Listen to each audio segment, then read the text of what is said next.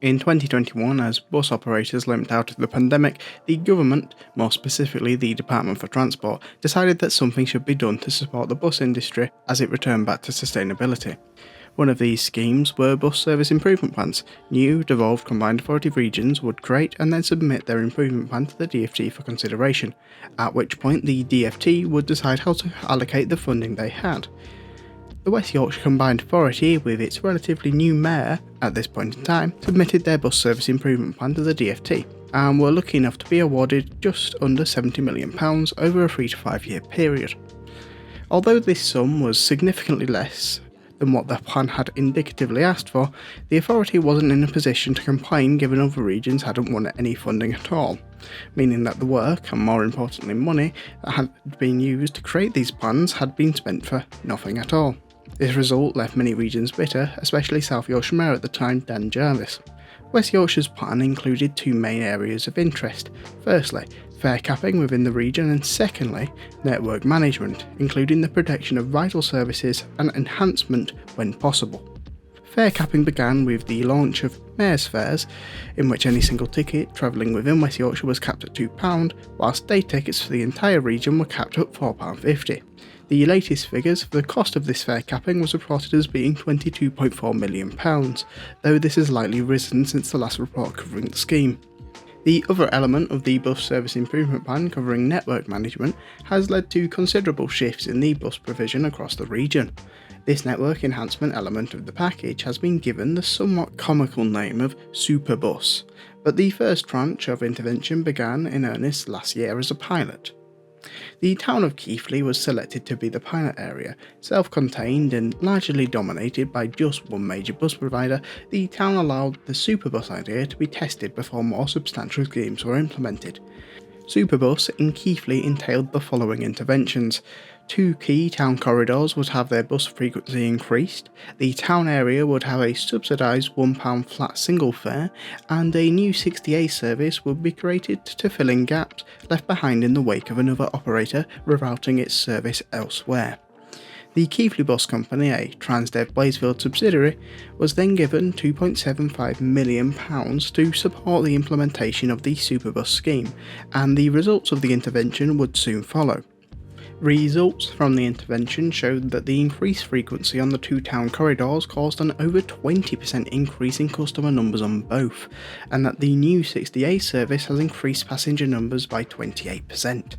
Such a dramatic increase that this prompted the company to further its enhancement to the 60 and 60A services by running both all the way from Keighley to Leeds, the result being there is now a bus to Leeds every 20 minutes from the town.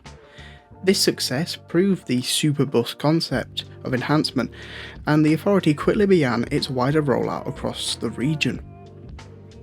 Approaching First West Yorkshire and Arriva, the primary operators for most of the West Yorkshire conurbation, the authority set out the following Superbus enhancements: a new X1 Express service by First between Halifax and Huddersfield, a more frequent half-hourly daytime service on the 212 and 14, a more frequent quarter-hourly daytime frequency on the 548/549, and with Arriva a revised half-hourly evening service on the 106, 148/149, 268, 444/446, 496, 126 and 195.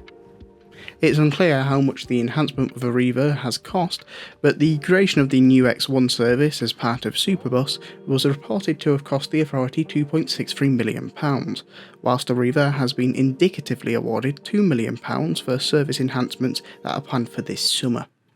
This first major tranche of Superbus and enhancements that we've just discussed have cost £11.1 million in total, and the authority has indicated that plans are in development for a tranche 1.5 of service enhancements across the region.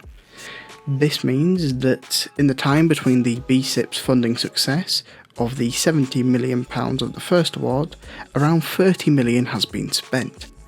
Although this should be caveated with the context that the DfT has continued to award smaller sums in addition to this, with West Yorkshire receiving an additional £7.7 million as part of BSIP Plus, as well as a possible further £13.3 million from Network North. The last publicly available funding allocation is as follows: 44.9 million for Mayor's Fares, 38.9 million for Superbus and network improvements, 1.3 million for enhanced safer travel partnerships, and 5.9 million for everything else. And this is what the plan has achieved after 2 years. Whilst it's a positive, helping to support socially needed routes, supporting people getting round the region with Mayor's Fares, or getting operators to run more frequent service through Superbus, the plan has undoubtedly had an impact. Yet, the plan had to work within the context of today's industry, not the near future. The Mayor has made the decision to press on with bus franchising in West Yorkshire, with the first contracts hopefully beginning in 2027.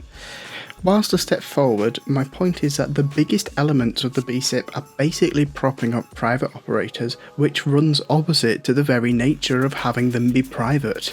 And in some areas where operators like Transdev are seeing a return to ridership after increased frequency with BSIP funding, it begs the question, why didn't the operators simply do it themselves? It's quite odd to speculate.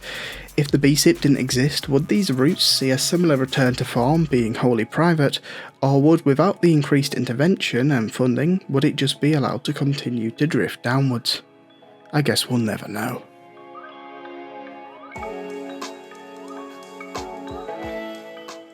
Thanks for watching Thoroughfare. I hope you've enjoyed the video, and as always, have a great day.